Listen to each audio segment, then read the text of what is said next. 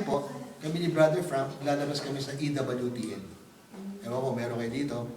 Pero sa Europe, sa ibang parts ng Europe, may EWTN, Eternal World Television Network, by Mother Angelica. So meron kaming program, para kaming Oprah. We had a discussion about Fathers for Good. Ama siya ng isang tahanan, ako'y ama bilang pare. Kami, Fathers for Good, forever fathers. And we give male spirituality. Lalabas po sa television. Lumabas na po sa Maynila. 13 episodes, 30 minutes every time. So we're doing our part. The question is, can you do your part? Please do your part. Kasi it's very important. It's very important. Ang plano po is, the next 3 years, 2012, kasi tapos na 11, 12, 13, 14, the first 3 years, fatherhood. Saint Joseph. Joseph, the just man. So para tanggalin ang corruption sa Pilipinas. Just, honest.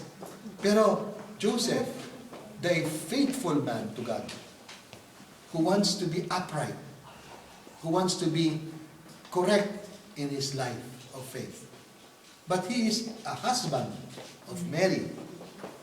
And above all, he is a guardian of Jesus, his foster child. So we will develop the image of Saint Joseph.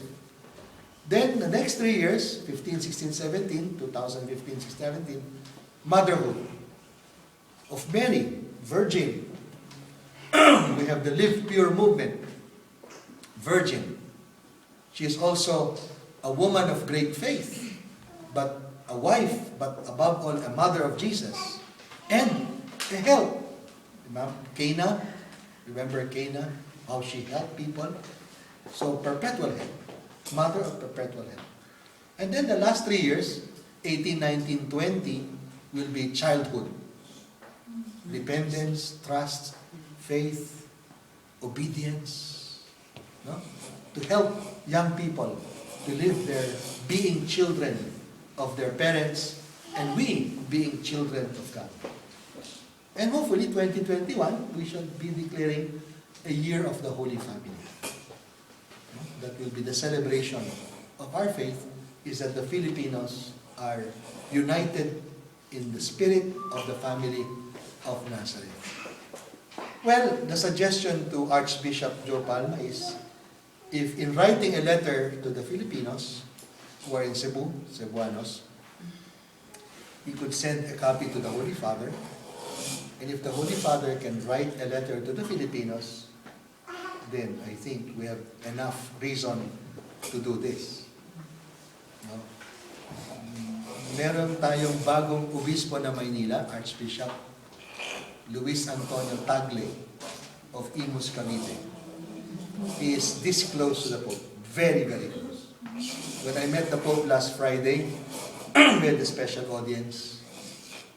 2 years ago, pinaginawa ko na to.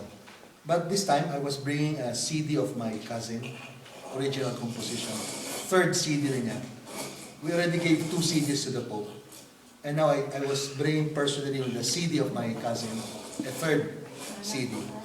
And the Pope was there, looking at me, and then I said, Holy Father, I thank you for giving us Bishop Tagle as the Archbishop of Manila. Oh, Tagle. And the face became a smile.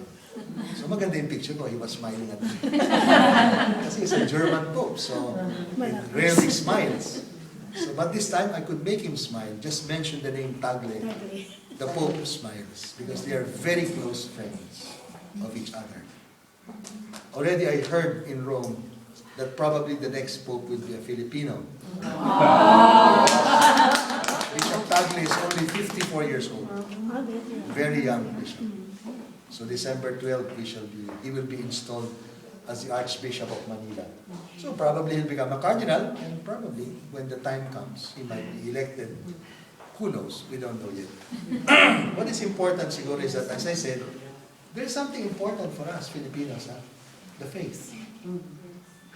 We're going to celebrate our faith 10 years from now in a very beautiful way. And the best way is to say, not that we only celebrate it with paella, or we celebrate it with lechon, no? With all the comido and the comida here. But we celebrate it because there are more people who really love and believe God. And I'm asking you, please be part of it. Kayo po. Make sure that you don't just increase the people of CFCFF, but you increase people who would give the faith to their children. Kunyari, this child, ilang taon na po siya? 4. Imagine 10 years from now, 14 na yan. Hindi na nyo yan bilbid. Hahabulin nyo na yan. Ngayon, hinahabol kayo. One day, you'll have to look for them. Bakit? Teenager na eh. But will your teenager still believe in God? 10 years from now? Or will they lose their faith? What's the use of working so much, even owning a house, but then you lose your faith? What's the use? So I think it's quite important for us to look into this matter. So I'd like to share with you our core values. Ano ibig sabihin ng, what do you mean by core values? Saligan, paninindigan, pinahahalagahan. Dahil dito, pwede mong itaya ang buhay mo. Core value yun eh.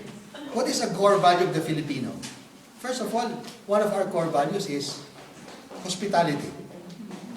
Di ba? Yung mag-asawang Amante at saka Feli natulog sa kanilang sala kasi iniwan sa akin yung yung bed. Ewan ko, nakatulog sila kasi humihili ako buong gabi. So siguro at least muffled ng konti ang sound kasi sinarado kong maigay yung Pero anyway, yun ang hospitality natin. Ipaglalaban natin hanggat kahit tayo mahirapan to be hospitable. Paglalaban din ba natin ang ating paniniwala sa Diyos? Yes. Yun ang ginagawa niyo dito ngayon. Di ba? Anong ating pinaglalaban tungkol sa Diyos? What are we really fighting for, willing to die? Imagine the two saints that are Filipino are not priests. Hindi sila pare. Layman sila. Si San Lorenzo Ruiz de Manila at si Pedro Calungsod de Cebu. Layman. Lorenzo Ruiz went to Japan, died a martyr. Layman, may asawa, may anak. Siya'y isang skribaniya, siya'y gumagawa ng mga sinusulat niya yung sino yung kinakasal, sino yung binibinyagan, sino kumpilan sa libro ng simbahan. Then he went there, sent there as a missionary. And he died for the faith. Calungsod went to Guam and shared the faith and died. Also a martyr. Pedro Calungsod.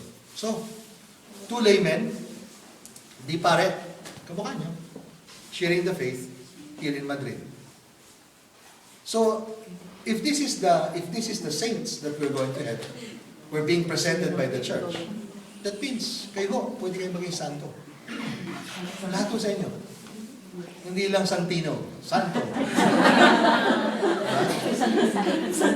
So, what can we do about our core values? Siguro alamin nyo rin. Siguro laliman nyo ng konti ang pagkakaalam sa core values. Ito po yan, 7. So, tag-isang oras, abutin tayo ng alas 10.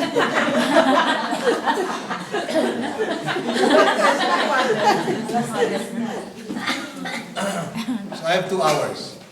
So, kung isang oras ay 15 minutes ay 4, so sakto lang. Tag 15 minutes isa.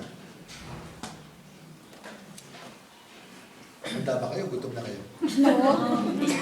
Okay na lang.